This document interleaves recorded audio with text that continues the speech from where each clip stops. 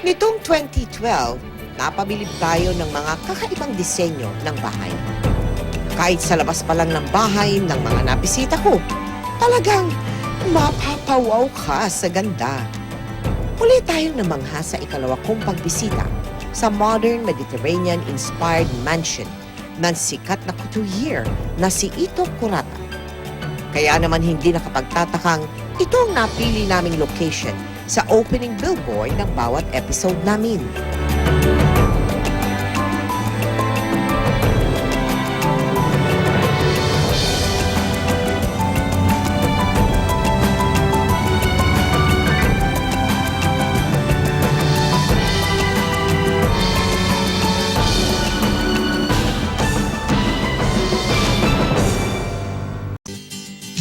Sa living room ng binansagang The Main Man, Dick Clark of the Philippines, at Mr. Rock and Roll na si RJ Jacinto, kitang-kita ang pagiging dominante ng kulay puti.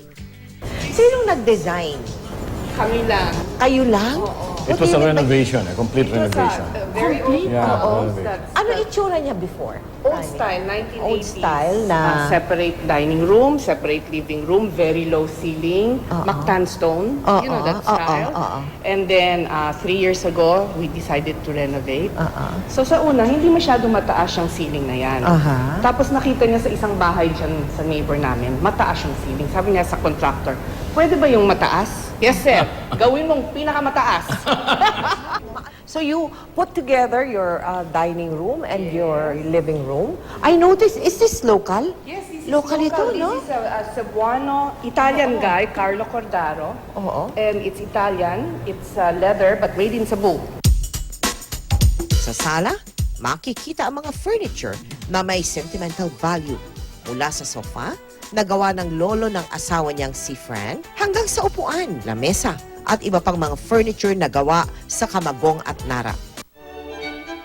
Agaw pansin din ang silverware collection ni Fran na nabili pa sa Cambodia at Tibet.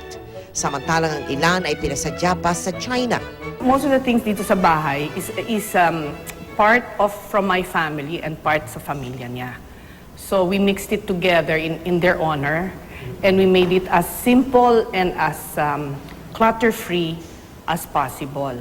Pero may mga items kami na binili namin from abroad or have sentimental value. Pinatuloy din kami sa modern living area ng mag-asawang Dodot at Mikey Jaworski. Hello! Hi, Tita Mel. Thank you so much for granting our request. Salamat po. Thank you. Ngayon lang ako nakakita sa gitna ng bahay ay may basketball. Hindi lang yun, Tita. Oh, ano? May pirma pa ni Dodo. May pirma pa niya. Well, Pinapirmahan ng so mga bata. significant? that It's doesn't for the actually kids. belong there. It's just Yeah. I thought it was really on I display play here. with kids and, you know, parang hindi siya misplaced. It's always there. Ay, ganun ba? Eh, galing naman kami sa basketball, di ba? Of course. So, you have to have a piece that reminds you. Anyway, this is our sports wall. Yeah, So, that's why. Maybe Can- you should show them what's Yes, inside. can you please, Okay. ito ngayon yung mga ano mo. Ito ngayon, Tita, yung mga ano, foremost and, wow! Shucks! May, Saan ka tutak? may awards and Oo everything. nga. Okay, Tita, you have to see this. Okay. Yeah, yung ano, equestrian hat. No, wag na yan, Tita. Ay, Remembrance Diyos ko, na. ano ba yun? Yung piggy bank, ano ba yun? Savings for my new horse.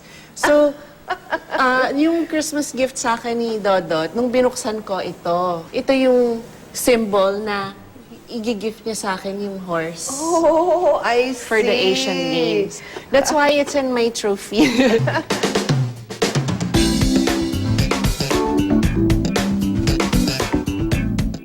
This is my Asian Games medal, Yung Tita. Asian Games medal. Sorry nakabox pa talaga siya.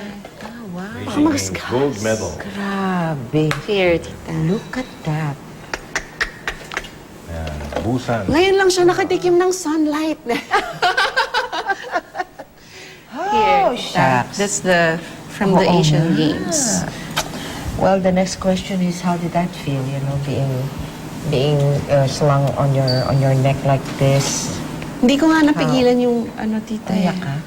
Naiyak ako kasi parang it was, I couldn't really believe it. And I think yung Asian Games na yon was, parang even before I won, it was already one of those milestones in my life. Kasi nung nandun ako, sabi ko, ang hirap naman ng pinagdadaanan ko dito. Lahat ng mga kalaban ko, pinagtatawanan ako kasi yung kabayo ko, kala nila mascot. Kasi pag tinignan mo, hindi siya mukhang... Hindi mukhang champion. Hindi siya mukhang champion. Parang pakalesa, yung- ganon? Parang ganon.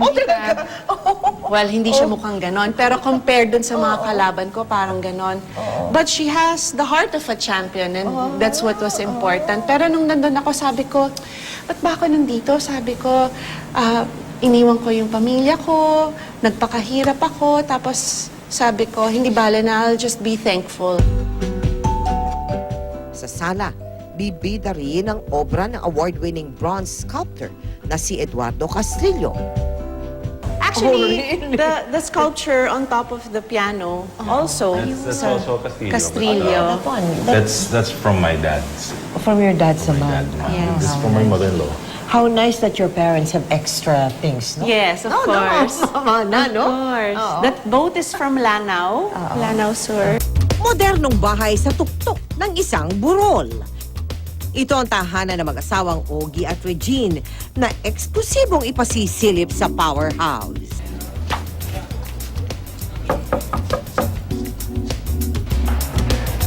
Hello there! Thank you so much for accepting our request. Unang tanong, bakit naman napakalaki ng pintuan ng bahay mo, Ogie Alcacid? Kasi po ang mga nakatira dito ay mga duwende. Kung hindi ko rin maintindihan dito sa asawa ko, pero hindi gusto niya malaking pinto. Malaking pinto. Nandito po tayo sa ating Ready Aim Foyer Yes, at ang sasalubong ay ang piano. Sabi niya, ayoko, parang restaurant. ang musika at sining. Hindi maikakailang bahagi ng tirahan ng songwriter at Asia's Songbird. Opo. May collection ka ng Meron. plaka? Papakita ko po sa inyo. Collector's items na. Yes. I imagine even the turntable. Mahirap ka na makahanap ng turntable. Ito na po kasi yung medyo modern na turntables. Alright. So sana bumababa siya, no? Yan. Wow. Yan ang sound. Papakita ko po sa inyo yung mga plaka namin. Actually, meron pa ako dito yung plaka ni Regine. 45, oh. Yan, Chona Velasquez. Yes. Collector's item nga naman.